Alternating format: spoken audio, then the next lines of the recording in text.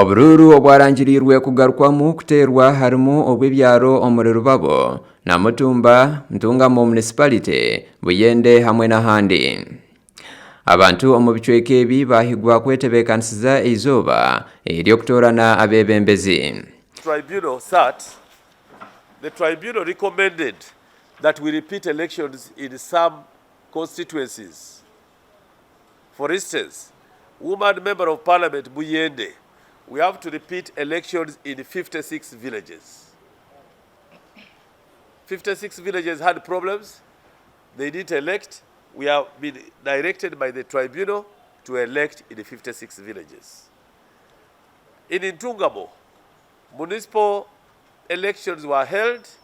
Honorable Yona Kanyomozi is a leading candidate with 65%.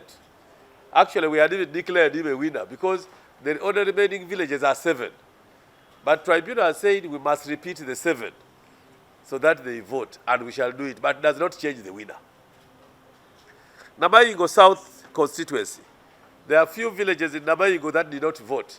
The tribunal has said, before you declare the flag bearer, we must vote in those remaining villages, and we shall do it.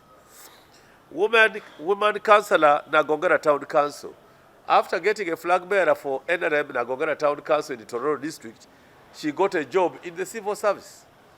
So she left. We have to fill that gap. Dr. Tango Doyo gwashoborra ngunke kibiina ne beekiriza ngu hakabamu enshobi y'oburuuru bwabo ezi akakiiko ka NRM Tribunal katereize omyanya nka Rwampara, Terego, Buzaaya, Bunya South hamwe n'ahandi. Ebyo bikiryaho Dr. Tanga yashoborora ahakubara kwe okuwa abantu abamwe babeere batandika n'okuzaana mu katemba. I think social media presents a situation differently. The counting which I did on one group is the way they wanted it. They said count 1, 2, 3, 4, 5, 6 up to 10. Then you stop. At this 10, yes. The next count again 1, 2, 3, 4, 10. 10 plus 10, 20. Then you continue. That's what it was. But social media is saying from 10 to 160. And my answer is rubbish. Dr. Tanga yayongera yashoborora na hanshonga eyabaremeireho kandi nibahaya okwesimbaho nk'abateine bibiina.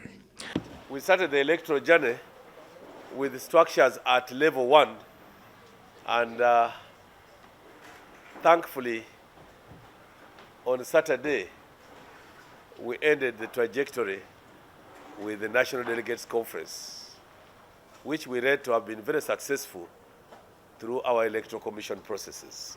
An inalienable right. Dembe lyabwe sekinomu kusalawo. Fenna twaituwanguddwako. Naye gwoba ne choice yo. N'ogamba ku lwa pate yange sijja kutema mu pate yange kuba mu kituli. Naye tewali tteeka lye tulina. Gye bulijja maybe tulisaba ekibiina. Nti omuntu atujemera nga tewali nsonga bw'atukokomawo bagana okumusayiningira memorandum of understanding. Obwahati batandika kuherezayo ebaruha ez'okuhamya abo abasingire akaruuru nk'oku beikirizibwe kuba nibabakwatira ebendera. Gasha kwa Ronald Ngabirano omuri Kampala.